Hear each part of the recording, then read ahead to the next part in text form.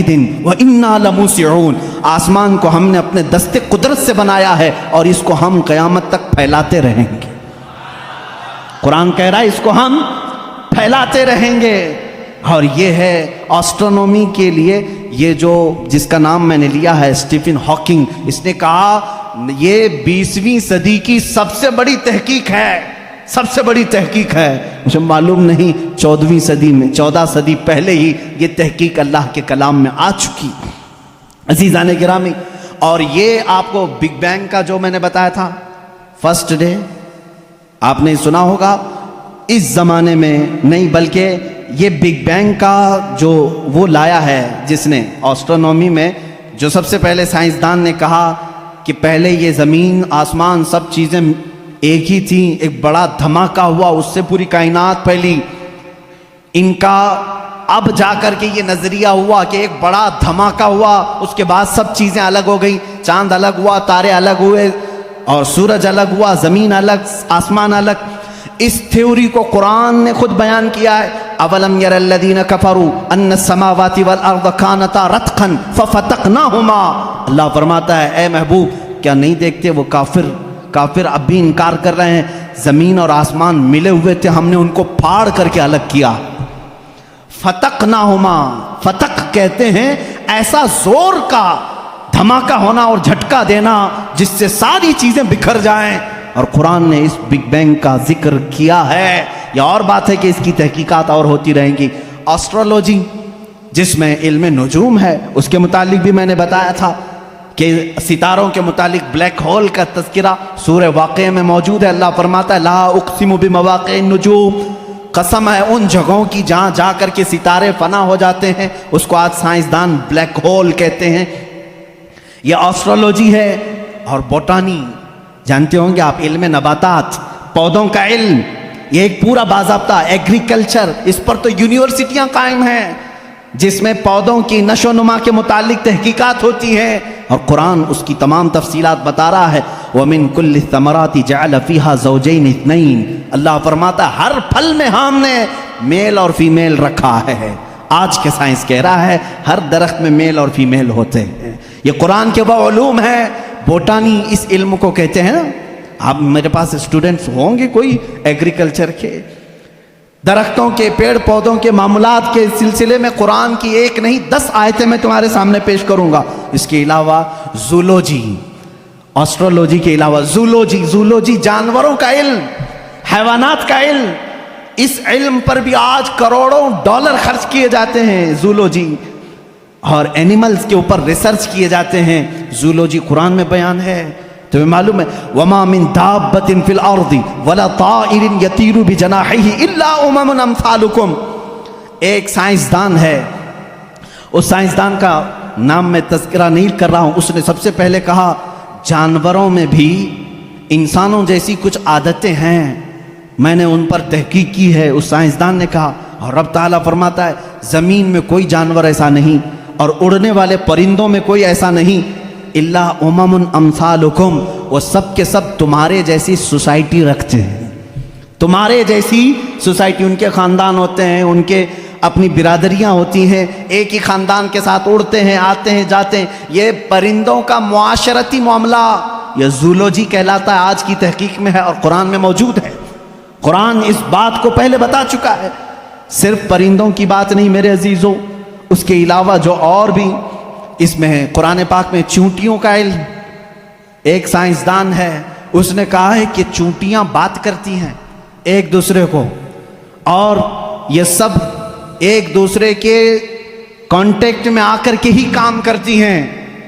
اور قرآن کہہ رہا ہے سورہ نمل، پوری چونٹیوں کی آیت سورہ ہے، اللہ تعالیٰ فرماتا حتی اذا اتوا علی واد النمل قالت نملۃ یا ایھا النمل ادخلوا مساکنکم، جب سلیمان علیہ السلام اپنے لشکر کے ساتھ سے گزر رہے تھے تو ایک چونٹیوں کی وادی کے پاس آپ آئے، تو اللہ فرماتا ہے چونٹیوں کی جو بڑی سردار تھی اس نے ساری چونٹیوں سے کہا یا ایھا النمل ادخلوا مساکنکم، اے چونٹیوں جلدی جلدی اندر داخل ہو جاؤ، کہیں سلیمان علیہ السلام کا لشکر تمہیں بے خبری میں روند نہ جائے۔ چونٹی بات کر رہی ہے اپنے تمام افسروں کو یا اپنے سپاہیوں کو، اور یہ قرآن کہہ رہا ہے۔ اور آج اس پر ریسرچ کرنے والے کو بہت بڑا انعام بھی دیا گیا ہے کہ چونٹیاں بات کرتی ہیں. یہ زولوجی میں آتا ہے، جانوروں پر ریسرچ کرنے والے. شہد کی مکھی پر ایک بندہ ہے جس نے ریسرچ کیا اور اس کو نوبل انعام ملا ہے، نوبل پرائز ملا ہے. اس کا نام واشوین اس طرح سے کچھ ہے، اس کو نوبل انعام ملا ہے.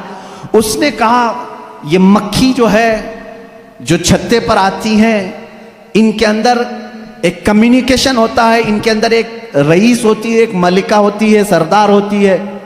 پہلے کے جو کتابیں ہیں، شیکسپیئر کی کتابیں مشہور ہیں لٹریچر میں انگلش کے، شیکسپیئر کی کتابوں میں شہد کی مکھی کو مذکر بیان کیا گیا ہے. جیسے اس کے بہت سارے سپاہی ہوتے ہیں، ایک اس میں سردار ہوتا ہے مکھیوں میں. لیکن یہ 1975 میں 1975 میں ایک سائنسدان نے تحقیق کر کے بتایا شہد کی مکھیاں کمیونیکیشن کرتی ہیں، ایک دوسرے سے رابطہ کرتی ہیں، اور ان کو ایک ملکہ ہوتی ہے اور وہ آرڈر دیتی ہے اور اس کے آرڈر کے اعتبار سے سب جاتی ہیں. اور قرآن میں دیکھو رب تعالیٰ فرماتا ہے وَأَوْحَى رَبُّكَ إِلَى النَّحْلِ أَنِ اتَّخِذِ مِنَ الْجِبَالِ وَمِنَ الشَّجَرِ بُيُوتًا فَاسْلُكِي سُبُلَ رَبِّكِ ذُلُلًا يَخْرُجُ مِن بُطُونِهَا شَرَابٌ مُخْتَلِفٌ أَلْوَانُهُ فِيهِ شِفَاءٌ لِلنَّاسِ. اللہ فرماتا ہے تمہارے رب نے شہد کی مکھی کو یہ علم دیا ہے، اور شہد کی مکھی کا جو ورڈ یوز ہوا ہے عربی میں وہ مؤنث یوز ہوا ہے. اللہ قرآن میں فرماتا ہے مکھا نہیں مکھی. اب تک کہتے تھے کہ مکھی کا جو مذکر ہے وہ اس پہ سب چھتے پر لا کر جمع کرتے ہیں. 1975 میں زولوجی اس علم کی تحقیق کرنے والے ماہر سائنسدان نے بتایا نہیں، ساری مکھیاں اس میں سے جو رئیس ہوتی ہے وہ بھی مؤنث ہوتی ہے، اس کے جتنے افسر ہوتے ہیں وہ بھی مؤنث ہوتے ہیں. قرآن اس میں مؤنث کے صیغے استعمال کر کے فرما رہا ہے شہد کی مکھی رئیس اپنے ہم نواؤں سے کہتی ہے جاؤ پھولوں کو چوز کر کے لاؤ، وہ آرڈر دیتی ہے اور اس کے بعد وہ لا کر کے اپنے تھوک کو جمع کرتی ہیں. اب یہ بھی اس نے 1975 میں یہ بھی ایجاد کیا شہد کہاں سے نکلتا ہے، شہد کہاں سے نکلتا ہے. تو بعض لوگوں نے کہا وہ تھوک دیتی ہے منہ میں سے، اب تک تو یہی معلوم تھا تھوک دیتی ہے. کچھ لوگوں نے کہا نہیں وہ اپنے فضلات خارج کرتی ہے، جیسے پیشاب پخانہ ہوتے ہیں اس طرح سے وہ نکال دیتی ہے. 1975 میں ایک سائنسدان نے کہا نہیں، اس کی بیلی میں سے، بیلی فیٹ جو ہوتا ہے پیٹ کی چربی یہاں سے نکلتا ہے. رب تعالیٰ فرما رہا ہے یخرج من بطونہا، ہم شہد اس کے پیٹ کی چربی سے نکالتے ہیں. زولوجی کی یہ تحقیق 1975 میں ہوئی اور قرآن عظیم اس وقت فرما رہا ہے ہم شہد کی مکھی کے پیٹ میں سے نہایت ہی میٹھی غذا تمہارے لیے نکالتے ہیں، اس میں اللہ کی نشانیاں ہیں. اور خود مولا نے فرمایا شفاء للناس، اس میں پوری تمہارے لیے انسانوں کے لیے شفا ہے. اور اتنا ہی نہیں میرے عزیزو، یہ ڈنک مارے تو زہر ہے لیکن اپنے شہد کے چھتے میں جا کر چھوڑ دے اپنے پیٹ کی غذا تو دنیا کی سب سے عظیم غذا ہے. ایک ہی چیز میں دو چیزیں ہیں. اور اس کے علاوہ جانوروں پر بہت سارے کہ اللہ تعالیٰ فرماتا افلا ينظرون الى الابل كيف خلقت، تم نہیں دیکھتے کہ اونٹوں کو اللہ نے کیسے پیدا کیا. تو زولوجی کے سے تعلق رکھنے والے اسٹوڈنٹ سے میں کہتا ہوں اونٹوں کی پیدائش پر تم بھی ریسرچ کرتے ہوں گے. آج تقریباً یہ کالجوں میں پڑھایا گیا ہے زولوجی کے اسٹوڈنٹس کو کہ تمام مخلوقات میں اونٹ کی تخلیق ایک سب سے الگ ہے، اس لیے کہ اس کے اندر ایسا مادہ ہے 1 مہینے تک بغیر کھائے پیے زندہ رہتا ہے، پانی جمع کر لیتا ہے. اور رب تعالیٰ فرما رہا ہے سارے جانوروں میں اس کی تخلیق الگ کی گئی ہے، تم نہیں دیکھتے اونٹوں کی طرف. قرآن پاک میں زولوجی کا ایک پورا چیپٹر مجھے الگ کر کے آپ کو بتانا پڑے گا. بہت ساری چیزیں، پرندوں کا علم، چیونٹیوں کا علم، حتیٰ کہ اللہ تعالیٰ نے مکڑی کے متعلق بھی بیان فرمایا مکڑی کا جالا اتخذت بیتا وان اوہن البیوت لبیت العنکبوت. اللہ فرما رہا ہے دنیا کے گھروں میں سب سے کمزور گھر مکڑی کا ہوتا ہے. آج تحقیق تقریباً 1950 یا 60 کے بیچ میں ایک سائنسدان نے کہا کہ مکڑی جانوروں میں سب سے کمزور دل والی ہوتی ہے، اس لیے کہ یہ اپنے نر کو ہی مار دیتی ہے. اور قرآن کہہ رہا ہے اتخذ وان اوہن البیوت، بلکہ اللہ فرما رہا ہے سب سے کمزور گھر مکڑی کا ہوتا ہے اور سب سے کمزور دل بھی اس کا ہوتا ہے. یہ زولوجی کے چیپٹرز ہیں.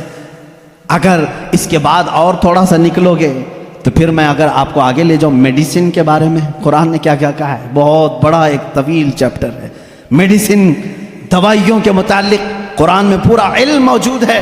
شہد کو ہی لے کر کے آج ریسرچ ہوئے ہیں، شہد کے اندر اللہ نے فرمایا فیہ شفاء للناس، اس میں لوگوں کے لیے شفا ہے۔ اور ورلڈ وار 2 کے ٹائم پہ، سیکنڈ ورلڈ وار کے درمیان اکثر زخمیوں کو شہد لگا کر کے صحیح کیا گیا۔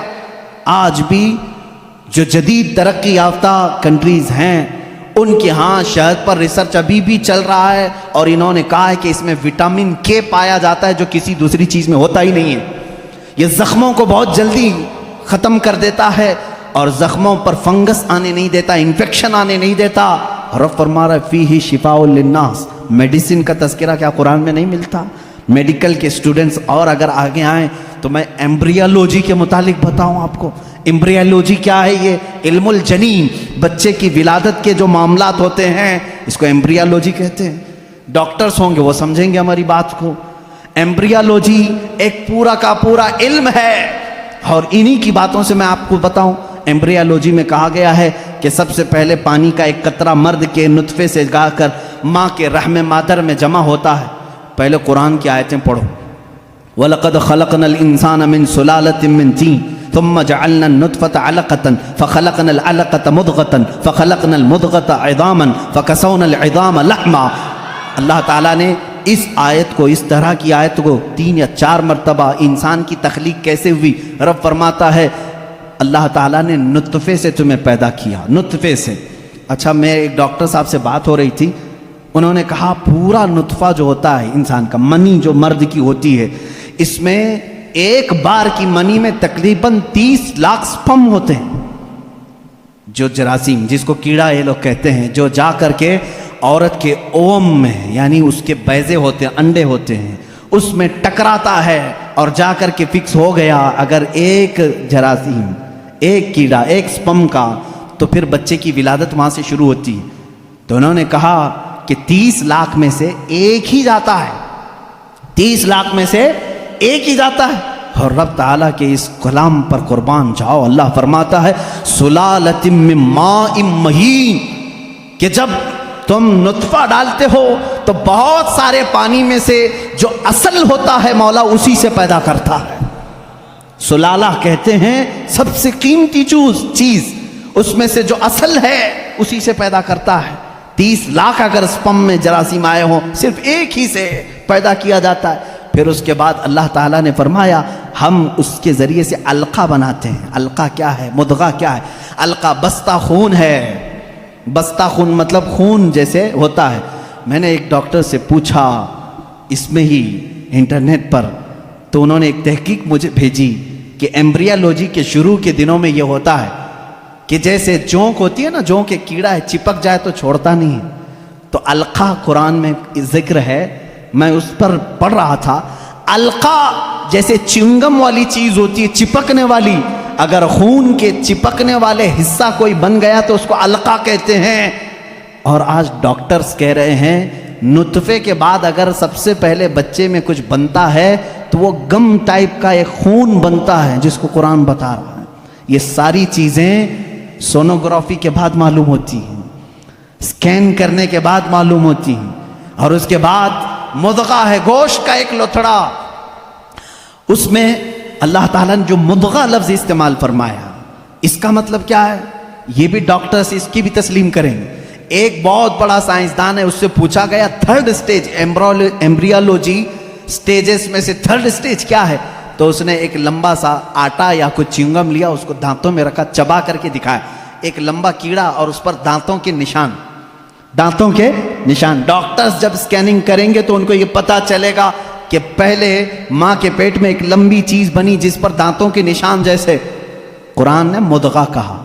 مضغہ کیا چیز ہے؟ جب عربی میں اس کا ترجمہ دیکھا گیا تو ایسی چیز جو لمبی ہڈی ہو اور اس میں جگہ جگہ سے کاٹا گیا ہو، مضغہ اس کو کہتے ہیں۔ اور ڈاکٹرز کل 100% اتفاق کرتے ہیں کہ 3rd سٹیج میں جب یہ بچے کی ولادت آتی ہے تو اس کی صرف ریڑھ کی ہڈی بنی ہوتی ہے جو پیٹھ پر ہے، جس میں جگہ جگہ گانٹھ ہے، ایسا لگتا ہے جیسے کسی نے کسی چیز کو چبایا۔ یہ قرآن میں ایمبریالوجی کا فلسفہ موجود ہے۔ اگر یہ سٹیجز میں بتاؤں 9 مہینے تک بولنا پڑے گا نا، بچے کی ولادت 9 مہینے بعد ہوتی ہے، ایمبریولوجی کے بہت ساری چیزیں ہیں. اور اللہ، میں آپ کو یہ بتاؤں سب سے پہلے چیز کیا بنتی ہے انسان کی، یہ بھی تحقیقات سائنس کر چکا ہے. سب سے پہلے بچے کے نطفے کے بعد علقہ، مضغہ، اور اس کے بعد اس پر چمڑی آتی ہے، یا جو بھی 27 ویکس، اگر 24 ویکس ہوتے ہیں اگر پریگننسی کے، تو سب سے پہلے وہ جنین میں سننے کی چیز آتی ہے. کیا؟ سننے کی چیز. اس کے بعد اس کے اندر محسوس کرنے کی، دیکھنے والی چیز آ جاتی ہے 27 ویکس کے بعد. پھر اس کے بعد اس کی ہارٹ بیٹ بھی شروع ہوتی ہے. اب قرآن کی آیت پڑھو، اللہ فرماتا ہے وَجَعَلَ لَكُمُ السَّمْعَ وَالْأَبْصَارَ وَالْأَفْئِدَةَ قَلِيلًا مَا تَشْكُرُونَ. ہم نے تمہارے ماں کے پیٹ میں سب سے پہلے سننے کی طاقت دی، دیکھنے کی طاقت دی، پھر دھڑکنے والا دل عطا کی. اللہ اللہ، یہ ترتیب کہاں سے آئی؟ یہ اس زمانے میں قرآن نازل ہوا جہاں کوئی خوردبین نہیں تھی، کوئی مائکروسکوپ نہیں تھا، کوئی ٹیلیسکوپ نہیں تھا، کوئی سونوگرافی نہیں تھی، کوئی اسکیننگ سینٹر نہیں تھا. جب قرآن یہ بتا رہا ہے، وہ لوگ اس وقت ماؤں کے پیٹ میں کیسے بات جان سکتے تھے؟ ایک بہت بڑا سائنسدان ہے، اس کے سامنے ایمبریولوجی کے تذکرے کیے گئے اور قرآن کی آیتیں بتائی گئی، تو کہتا ہے شاید محمد صلی اللہ علیہ وسلم کے پاس کوئی ایسی بڑی مشین تھی جس کو وہ دیکھ کر کے سب بتائیں. ان سے کہا گیا میاں یہ 1400 سال پہلے کی ہے، تو وہ خود ہنسنے لگا. ہاں یہ تو ٹیلیسکوپ، جو دیکھنے والی خوردبین ہے، مائکروسکوپ، یہ تو 16ویں صدی میں ایجاد ہوئی ہے، اور اس وقت جب ایجاد ہوئی تو بڑی بڑی چیزیں ہی خالی دیکھ سکتی تھی، چھوٹی چیزوں کو دیکھا بھی نہیں جاتا. پھر اس نے اٹھ کر کے یہ کہا پھر تو یا تو اوپر والی کوئی طاقت ان کے ساتھ ہوگی. یہ باتیں اگر وہ اس زمانے میں بتائے ہیں تو پھر کوئی اور طاقت ہوگی. یہ قرآن کے علوم ہیں میرے عزیزو، پڑھو اس قرآن کو، کیا نہیں ہے اس کے اندر. اب میں اگر ایمبریولوجی ہو گئی بات، اس کے علاوہ اور ہائیڈرولوجی، زمین کے معاملات، پانی کے تبخیر کا سب سے پہلا مادہ قرآن نے بتایا. یہ واٹر سائیکل کے جو تھیوری ہے، سب سے پہلے جانتے ہیں آپ کو کس نے پیش کی ہے؟ ایک سائنسدان ہے جس نے یہ بات پیش کی، برنارڈ پیلیسی نام کا ایک سائنسدان ہے. اس نے یہ تھیوری پیش کی کہ سمندر کا پانی گرمی سے سوکھتا ہے، آسمانوں میں جاتا ہے. سائنس میں ہم بھی اسکول میں پڑھے تھے، دھوپ میں پانی اڑ کر کے جاتا ہے، پھر جمع ہوتا ہے، پھر بارش میں آتا ہے. یہی ہے نا یہ واٹر سائیکل کا جو نظام ہے، ایواپوریشن اس کو کہتے ہیں. یہ سب سے پہلے جو سائنسدان نے برنارڈ پیلیسی نام کا اس نے دیا، اور وہ بھی 1580 میں، 16ویں صدی میں. اب آؤ قرآن کیا کہتا ہے؟ قرآن کہتا ہے وَالسَّمَاءِ ذَاتِ الرَّجْعِ وَالْأَرْضِ ذَاتِ الصَّدْعِ، وہ آسمان جو ہر چیز کو واپس پھر سے کھینچ لیتا ہے. پانی ہم برساتے ہیں اور پھر اس کو لوٹا دیتے ہیں. یہ ایواپوریشن کا، واٹر سائیکل کا جو مسئلہ ہے، یہ جو فنڈا ہے، یہ قرآن میں موجود ہے. مجھے بتاؤ اے سائنس کے اسٹوڈنٹس، کیا قرآن ہائیڈرولوجی کی بات نہیں کر رہا ہے؟ کیا قرآن ایمبریولوجی کی بات نہیں کر رہا ہے؟ کیا قرآن آسٹرونومی کی بات نہیں کر رہا ہے؟ کیا قرآن آسٹرولوجی کی بات نہیں کر رہا ہے؟ کیا قرآن بایولوجی کی بات نہیں کر رہا ہے؟ فزیولوجی کی بات کر رہا ہے. قرآن ہر فزیولوجی میں یہ دوران خون جو ہوتا ہے. ابھی آج ایک بچے نے مجھے سوال کیا فزکس پڑھنا کیسا ہے حضرت، اس میں الگ الگ تھیوریاں ہیں. میں اس کے لیے بھی بتا دوں، فزکس قرآن میں موجود ہے. فزکس کا ایک بہت بڑا فنڈا یہ ہے کہ ایٹم یہ تقسیم نہیں ہوتا. پہلے سے لوگوں کا خیال تھا ایک ذرہ ہوتا ہے. 14 صدیوں تک لوگ یہ مانتے تھے ایک لاسٹ کوئی چیز ہوگی، اس سے لاسٹ تو کوئی کچھ نہیں ہوگا نا. جیسے ذرہ، ایک چھوٹا سا ہلکا ذرہ، وہ نہیں تقسیم ہوگا. فزکس والوں نے یہ ثابت کیا نہیں، ذرہ بھی تقسیم ہوتا ہے، ایٹم کو بھی تقسیم کیا جا سکتا ہے، ڈیوائیڈ ہو سکتا ہے. یہ فزکس کا فنڈا ہے، یہ فزکس کی تھیوری ہے. اور قرآن کہتا ہے لا يعزب عنه مثقال ذرة في السماوات والارض ولا اصغر من ذلك ولا اکبر الا في کتاب مبین. اللہ فرماتا ہے ذرے کے برابر بھی کوئی چیز اللہ تعالیٰ قیامت کے دن چھوڑے گا نہیں. ہاں ذرے سے چھوٹی بھی ہو، ذرے سے بڑی بھی ہو. سب سے پہلے عرب میں قرآن نے یہ کہا ذرے سے چھوٹا، ایٹم سے بھی چھوٹی چیز ہو سکتی ہے. اور 14 صدیوں کے بعد فزکس والے کہہ رہے ہیں کہ ایٹم بھی تقسیم ہو سکتا ہے. یہ فزکس ہے جو قرآن پاک میں